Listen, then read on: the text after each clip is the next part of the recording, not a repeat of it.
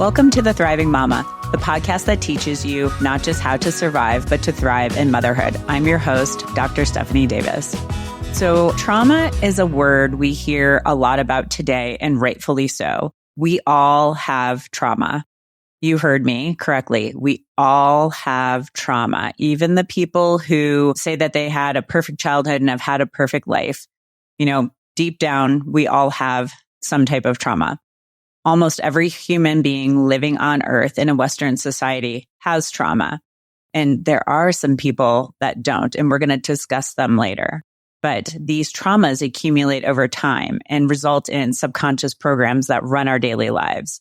This is important for moms because often this is what's holding us back from being the person and the mom that we want to be.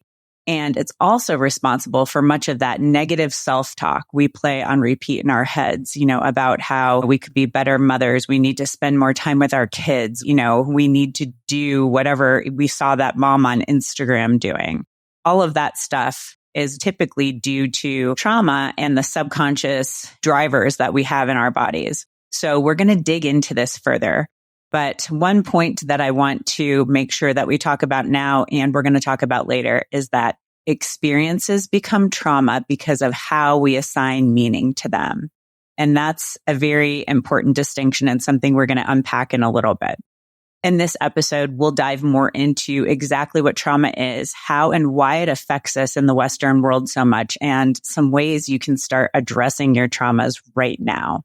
I've launched this podcast to share my knowledge and experience, but I know that real change comes from action and not just information. For personalized guidance, I'm offering podcast listeners a free 20-minute Thriving Mama Glow assessment call. We'll evaluate your situation, and even if I'm not the right fit for you, I'll provide resources and support to help you on your journey. You can find that link in the show notes. So trauma is a topic we could unpack for days, weeks, even months, because there's so much in that realm. But my goal is to take the important pieces of the trauma world that are relevant to you in your daily life, break them down so you know what they are and why they're important. And today we're going to start with what exactly trauma is and why it affects us so much.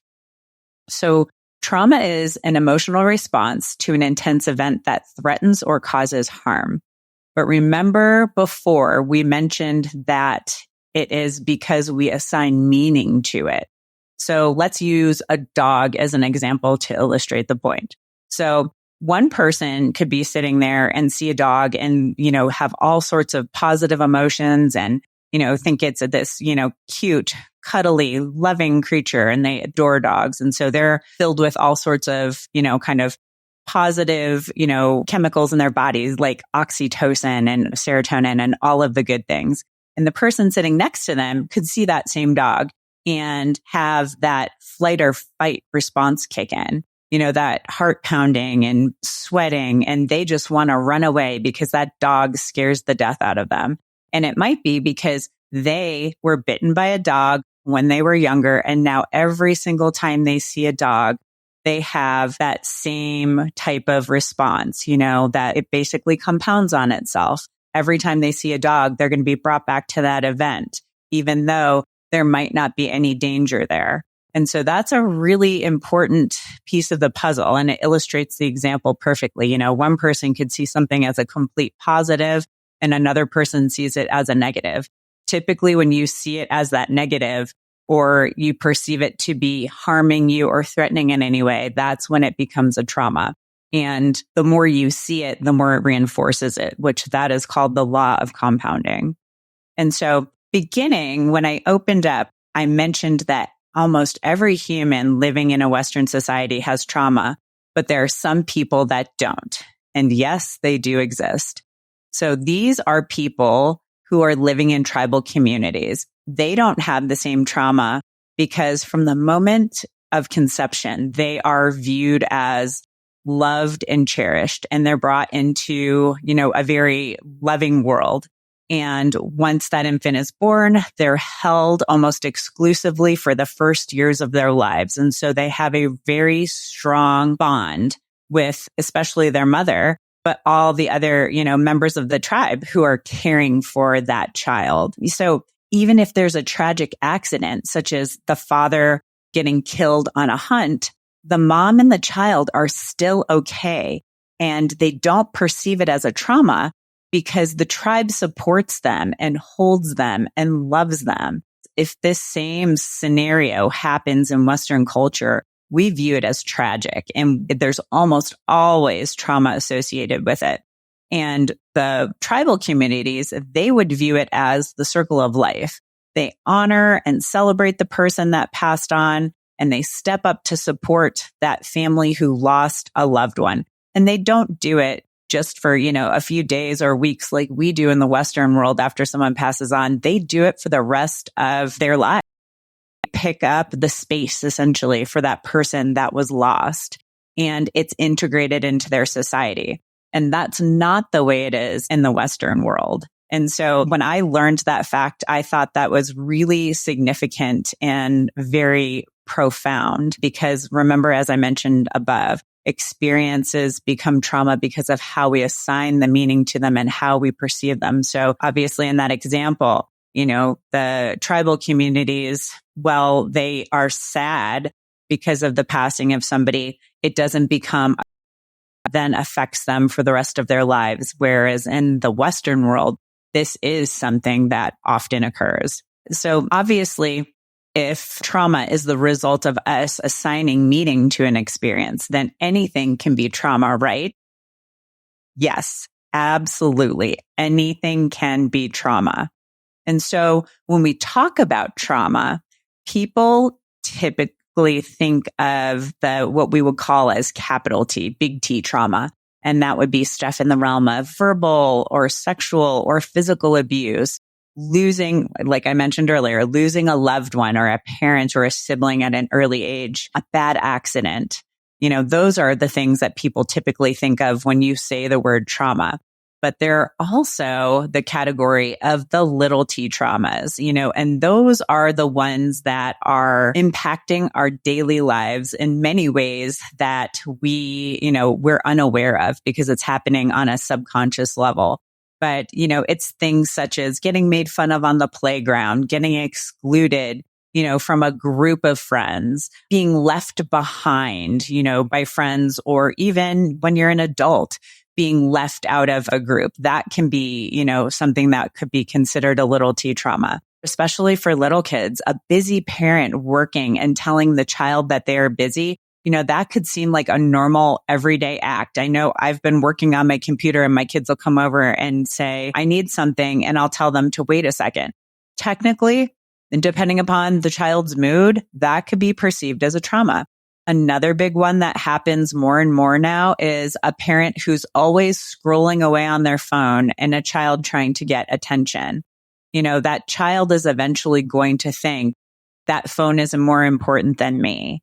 And so these are some of the things that really impact us. And the effect is compounded if it happens to a child before the ages of 5 or 6, because their identity is still forming. And the message that they are receiving is, I'm not important. I'm not valuable. And that informs how they subconsciously view themselves, going on later in life. So yes, anything can be a trauma. And it's important that we recognize that because for some people, even the most simple or what we perceive to be as a mundane experience could be traumatic for somebody else. And that's why it's important to recognize that, but also understand that as we're all moving through the world, we live in a fast-paced society and it's very, it's kind of crazy. And we move through the world often judging people for what they're doing. If you're sitting at a stoplight and somebody doesn't, start going as soon as it turns green, we might, get on the horn and start honking. What if that person just had a really, horrible experience? What if they're afraid of driving? What if, their mom or dad was killed in a car accident and they are just a very cautious driver? There's so many reasons why people do what they do. And it's not often because they are, consciously thinking, I want to make everyone else angry. It's because they're being programmed and operating under, the subconscious mechanisms that are driving them. And so I think it's important to remember to give people grace as well as giving yourself grace. And the fact that, yes, we all have trauma. It makes us do lots of things. And often it's things that we don't want to do.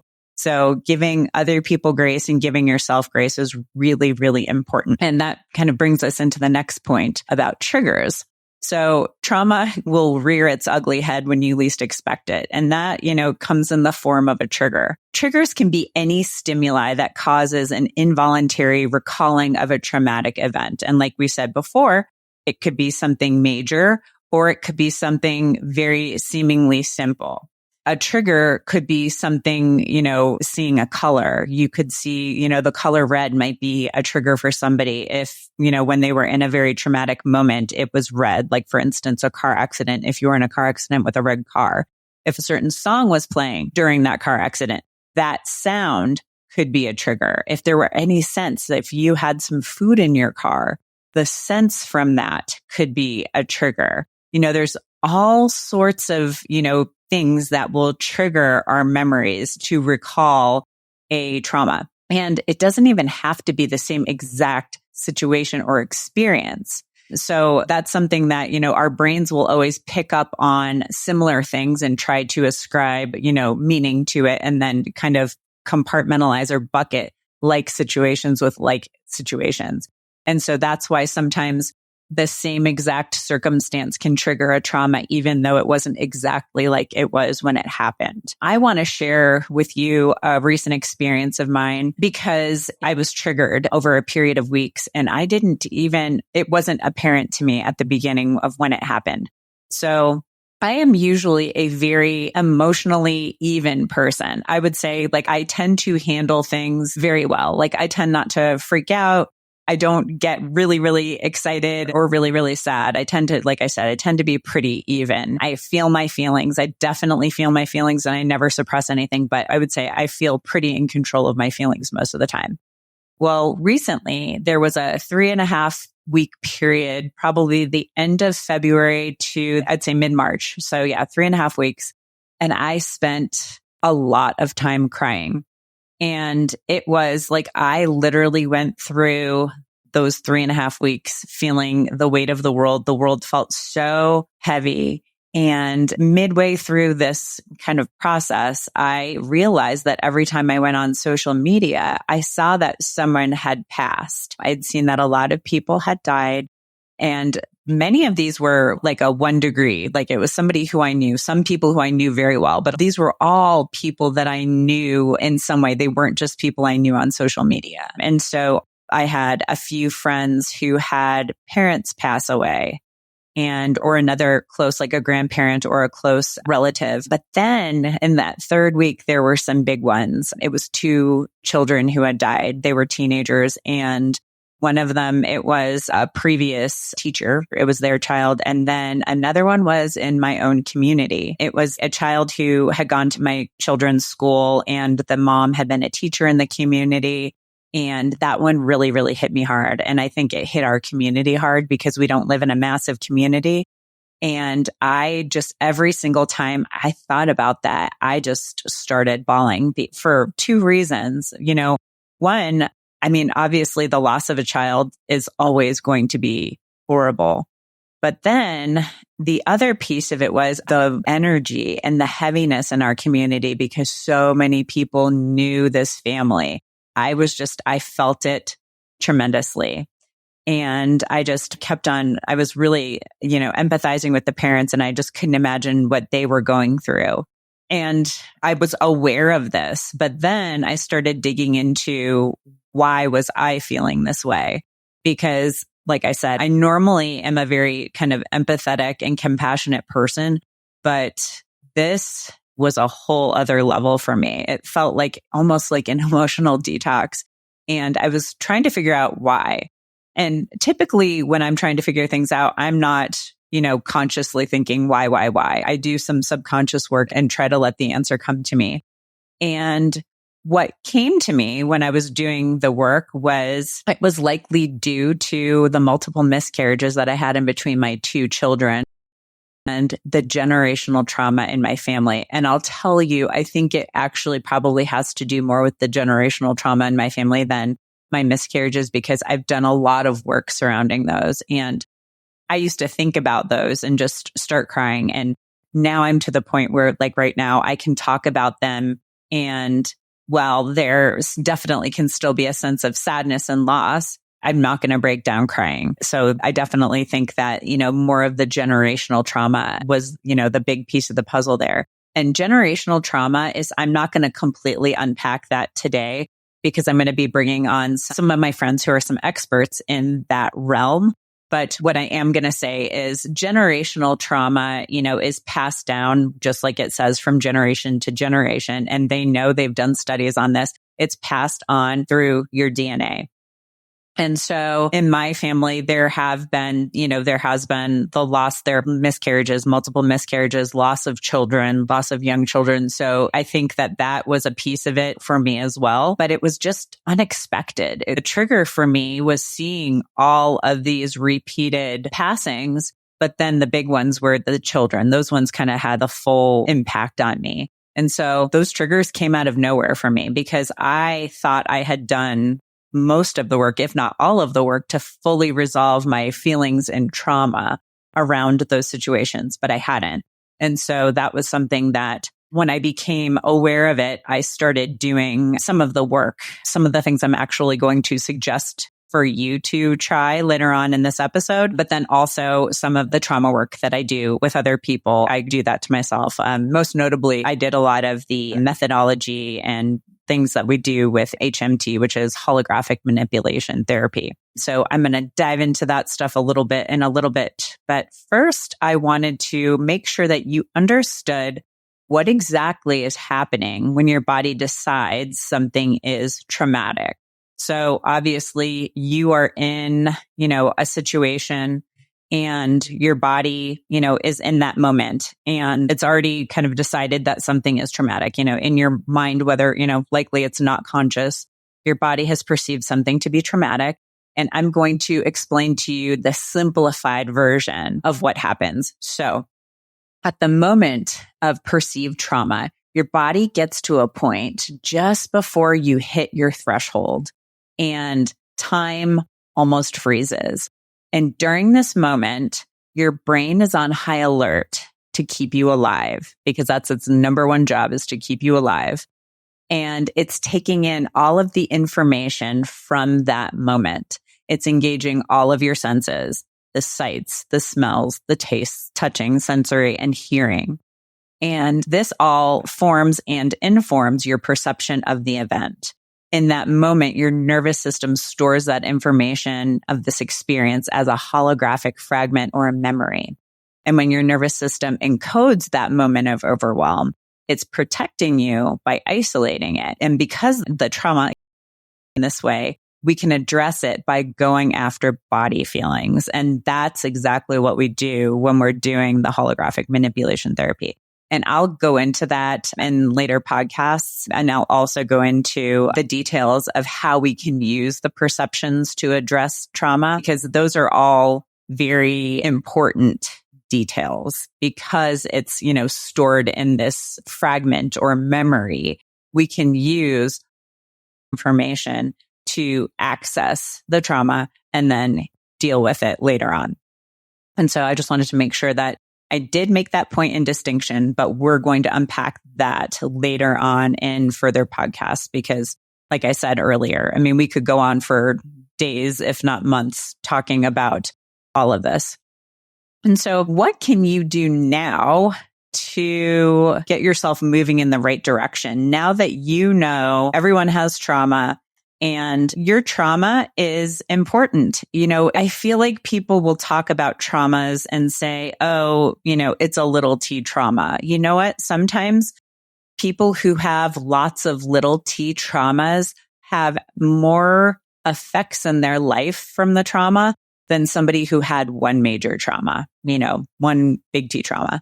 So you should never, ever discount your trauma and how it affects you, because it is real for you, and that is what matters. And so some of the simple things we can do now to get us moving. We want to bring awareness to the fact that we have trauma, things that we can also do now to move the needle, get us moving towards, healing and the life that we want. The first one is gratitude. Gratitude is one of the most powerful feelings we have. And the more gratitude you have in your life, the more it's going to override a lot of the negative aspects of what trauma brings to your life. And so something that I have the people that I work with do, and I do this myself and I do it with my kids when they go to bed. I personally and have my patients wake up, and when they're laying in bed in that semi-conscious state, I have them start their gratitude, because that's actually a really good place to do it because of the theta brainwaves that are being generated at that moment. You're not quite conscious yet. And so you're still in a state of high suggestibility. And so if you start doing your gratitude practice, then it's going to be a little bit more impactful. And your gratitude needs to be genuine. I encourage people to have their gratitude reflect different things every day. Some people, wake up saying, I'm grateful for being alive. I'm grateful for feeling healthy. I'm grateful for my family, things like that. And that's great. And I think that those are things many of us are grateful for on a daily basis. But, you need to get out of the habit of having it be something that's rehearsed. Genuinely think of things you are grateful for in that moment, in that day. And then do the same when you go to bed. I tend to do, again, my gratitude practice. I start that, probably when I'm more conscious, when I fall asleep. But then as I'm getting into that semi-lucid state, again, I'm still doing more gratitude and kind of affirmations and things of that nature. But with regard to the gratitude, I reflect back on my day and, think of all of the wonderful things that happened and what I'm grateful for, little and small, because, it doesn't have to be big things that we're grateful for. If you dropped something at the grocery store and somebody else picked it up for you, that's, be grateful for that. Somebody else was considering you and looking out for you. And that's really important. So like I said before, be very, creative and aware of what you're being grateful for. Don't just kind of do all of the pre-rehearsed rituals. That's what my kids tend to do. My 6-year-old tends to rattle off her favorite things. She's always grateful for her family and her dog and her friends and her teacher. And so every night I let her say that, but I also ask her, for one thing that was different. And sometimes it takes a little prompting from me, like, did somebody do something nice for you? Or did something special happen? But she eventually gets it. We get to something beyond what her list is that she typically rattles off. The second thing that can be extraordinarily powerful from shifting you in that kind of negative traumatic space to a more positive, energy is forgiveness.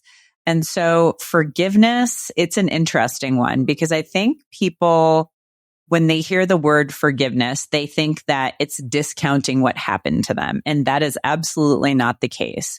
When you're forgiving somebody, you are forgiving them for basically what happened to them. Most people don't come into this world inherently wanting to harm other people. It's usually something that happens as a byproduct of how they were raised and the traumas that they went through. So that's an important distinction. Forgiving does not mean forgetting. It does not negate what happened to you, and it doesn't mean you necessarily have to forget what happened to you, but it is releasing you from the emotional shackles that happen when you hold on to grudges and you hold on to all of that negativity. Really, all that's doing is harming you and not the other person. So lighten your own load and you can start the process of forgiveness. And I will say, I have done this myself. For some experiences, forgiveness can be as simple as, kind of shutting your eyes, meaningfully, tuning into that person or that experience, acknowledging it, saying, I forgive you, I love you, whatever sounds good for you. What I will say is that sometimes that in and of itself really, really helps. And sometimes it doesn't. Sometimes it's kind of a process of forgiveness where it takes longer. And I've experienced both myself. When I've had somebody do something to me and it was not that minor, often I will do my own forgiveness exercise. And that's going to, like I said, look like saying, I forgive you. I'm sorry if I did anything to offend you. Thank you for bringing this to my awareness, and something like I love you. There's a Hawaiian blessing that is very similar to what I just said. And I use that as a template for myself. And so I will use that, and that often helps if it's something that's more simple. But if it's something that was more significant, it might take time for the full effect of the forgiveness for you to feel liberated by it. And sometimes that also involves doing some trauma work around it. I'm saying that that's kind of what I've experienced and what a lot of my clients have experienced as well. Sometimes it's easy, if somebody did something like, they wrote you a bad check or something else that's not inherently horrible, but is not great and can cause you some grief. Or if somebody said something about you and it wasn't very nice, same idea. Sometimes you can forgive that, and that's easier to let go of than something that's more of a major trauma. So that's another important distinction that I think we need to make, is that sometimes that forgiveness piece takes more time. It doesn't necessarily happen overnight, but if you continually work on it and you continually work on the trauma, then eventually that forgiveness, it will happen and you will have the liberation from it. And the last thing that I will often have people to start working on as we're entering the, initial stages of trauma, working on traumas and trauma therapy, is make what I like to call the freedom list. And I've heard this called something else. This is something that one of my mentors actually, when I'm going through my programs, he taught us. He called it the bucket list. I called it the freedom list, because I feel like it is literally when you get through this list, you can have that emotional freedom. And so what you do on the freedom list is you can start off by making a list of all of the things that might annoy you, like stupid little things, like your pet peeves, like people leaving grocery carts out, all over parking lots instead of putting them away, or, really slow drivers, or people who cut you off when you're driving, or, people who might tap or fidget, things like that. That might be something that irritates you. Those are usually rooted in some kind of subconscious program or a trauma. And so making a list of all of those things can be very helpful, and to first identify them and then address them. And again, we'll talk about addressing those on a later podcast, but eventually the full list is going to take form, and it's going to go from things that are, kind of more seemingly minor and pet peeves and annoying to your big things. I'd say medium and larger traumas. For me, one of my, I would say, was a bigger trauma because I was a little kid. I was in kindergarten, so still in that 5 to 6 year old age range. I had a girl in my class who punched me in the belly every single day for the vast majority of the year. So obviously I dreaded going to school. And so that was one that I had on my freedom list, because I knew it was something that I probably, even though consciously it doesn't bother me, subconsciously, it probably had a big effect on me because I was a very shy child. And I know, just because I ended up being friends with her growing later on in life, we went to the same school from kindergarten to 8th grade and then in high school as well. And I learned her story, and the reason she was acting out was because she was experiencing a trauma at home. And so obviously that was something that was easy for me to forgive, because she was a 5 or 6 year old acting out as a 5 or 6 year old would. It's very easy for me to have compassion now on her situation. But of course, 5 or 6 year old me did not recognize that. 5 or 6 year old me was like, what is this lady doing to me? Why is she punching me in the gut every day? So yes. So there's that freedom list. And for me, that experience was kind of like a medium level. And then obviously we all have major traumas. My miscarriages were major traumas for me. I have had some other experiences with other people, like interpersonal relationship types of things that I considered traumatic. And so those are also on my list. And so my list, I want to say, had somewhere in the realm of 50 to 55 items on it. And so what you do once you have this freedom list made, you go through and you rank them. and you rank them as a 1 being like super minor, not that big of a deal. 5 is, like I said, kind of be a medium, like 4 or 5, 6. That example I used with the girl who punched me in the belly every morning. For me, that one was I want to say it was a 4 or a 5. So I marked that one down as a 4 or 5. And like the miscarriages and things of that nature are going to be more like 8, 9, 10 for me. And obviously we're all different. So you are going to, rank things differently for me. And like silly things are like people cutting me off when I'm driving, or somebody who cuts me off and then goes real slow in front of me. For some reason, those are big pet peeves of mine. And it just irritates me because I tried to be a conscientious driver. And if somebody's coming up fast behind me, I move out of the way and then I get back in the lane. And so I think it's the lack of courtesy that frustrates me.